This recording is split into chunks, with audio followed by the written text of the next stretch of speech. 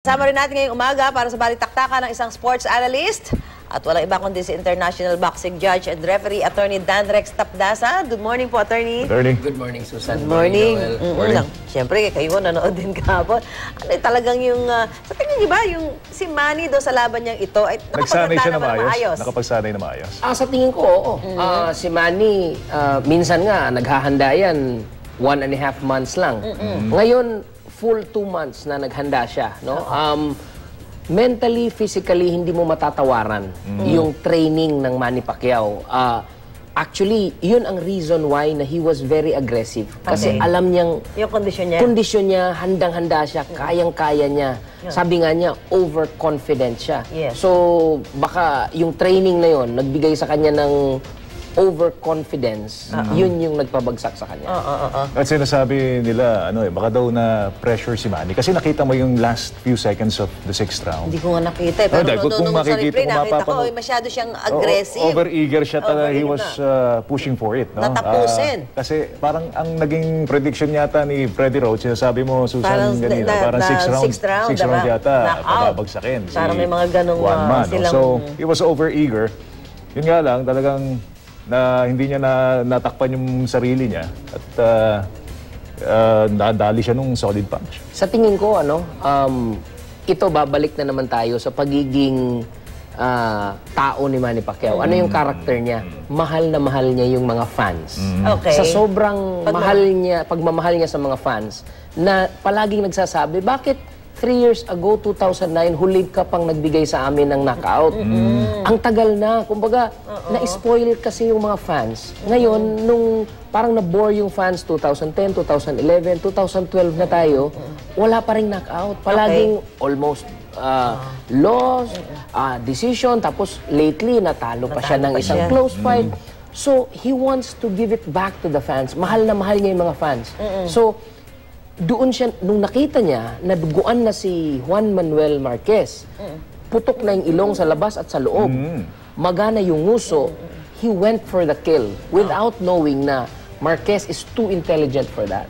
Yung sinasabi nga, sabi ni Manny na rin mismo, lucky punch yung nangyari ko sa kanya, Attorney. Sa tingin niyo, ano ba yun? Paano? Na-tsempuhan talaga?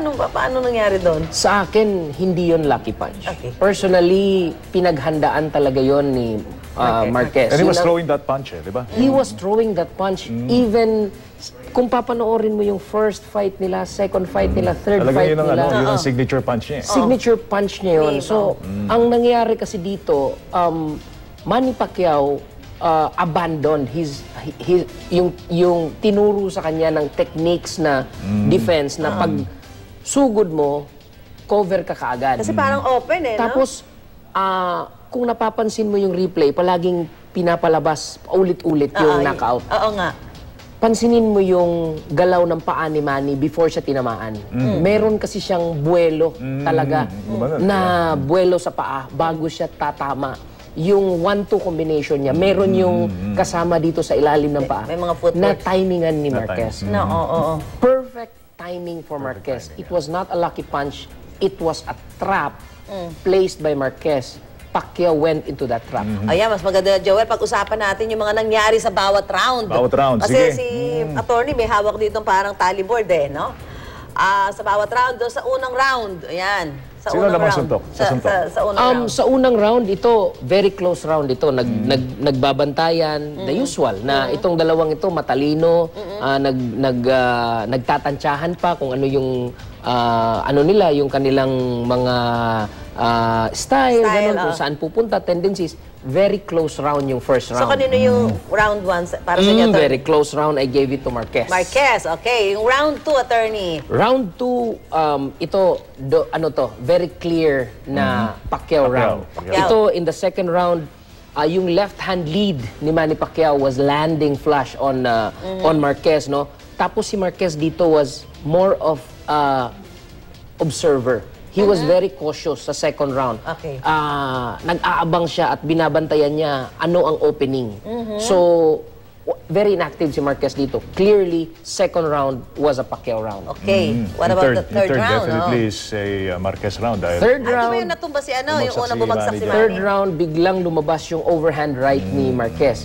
kung papanoorin mo ulit yung replay ng third round na yun, yung kamay ni Pacquiao was up. Nandun yung guard niya. Siya, no? Lumusot dito. Siya, no? Lumusot sa guard. So, and kung papanoorin mo ulit, after a few seconds, nung bumagsak si Manny, magpa-follow up si Marquez, inulit niya yon, pero nabantayan na ni Manny, no? Na-cover na. So, ganun kasi ang boxing, no? Adjustment, hindi mo uulit-ulitin yung suntok mo. Babago-baguhin mo. Marquez made that variations to confuse Manny Pacquiao. Pagdating ng fourth round, nakabawi naman si si Manny dun sa simula ng round na yon. Pero towards the end of the round, mukhang na-dominate na naman ni Marquez yung fourth round. But the fifth round is definitely for Manny, no? Fifth round, definitely for Manny. Napabagsak na naman niya si Marquez. And after talagang binugbog niya ng husto si Marquez. Yung duguan na talaga duguan na. Tapos dito, cut yung sa labas ng ilong ni Marquez, or the nose bridge. Tapos ilalim, duguan. Tapos yung nguso ni Marquez was swelling already. May tumalsik pa yatang, di ba? Tumalsik na. Mouthpiece pa. Parang mouthpiece nga ni Marquez ang tumalsik pa. So, grabe tong fifth round. Kung kahit sinong boksingerong tanungin mo, pagka ganun ng itsura ng kalaban mo, tapusin mo na. Kasi dumating tayo sa sixth round ngayon, attorney. Yes, nung sixth round, dominated ni Manny the whole round. So, last 10 seconds na, nag-clap na last 10-second clap. So, nung nag-signal na ng 10 seconds, gusto pa ring saktan ni Manny si Marquez. Lasting impression, no? At palaging ganun, go for the knockout. At Marquez was ready for that. Kung mapapansin mo, yung right na counter ni Marquez, yung ulo ni Marquez nandito na sa bandang balikat ni Manny. He was really prepared to deliver that punch. Okay. Ang pinag-aalala ko lang dito, more than the physical attorney, no? Yung bruised ego, yung knocked out ego ni Manny. Kasi hindi siya kailanman na napapabagsak, no? And this one is really serious, no? Dahil nakataob yung pagkakabagsak sa kanya, no? So, medyo yung ego ni Manny rito siguro nasaktan, ano? How can he recover from this, attorney?